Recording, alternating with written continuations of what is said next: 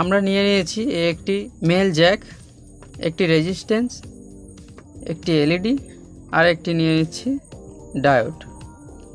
দেখুন গাইস, এই রেজিস্ট্যান্সটি আমি স্ক্রিনে শো করে দিচ্ছি আর ডায়োডের নাম্বারটি আমি স্ক্রিনে শো করে দিচ্ছি। তো এইভাবে আমরা টাইট করে নিয়েছি। তো গাইস, আমাদের 50% কাজ এই হয়ে গেছে। তো আমরা এখন একটি এলইডি নিয়ে নিয়েছি ডায়োডের সাথে। ডায়োডের যেদিকে সাদা দিক আছে, এলইডি বাল্বের নেগেটিভ দিকটি আমি রেজিস্ট্যান্সের সাথে জুড়ে নিচ্ছি। দেখুন গাইস, কি সুন্দরভাবে আমাদের এটা রেডি হয়ে গেছে।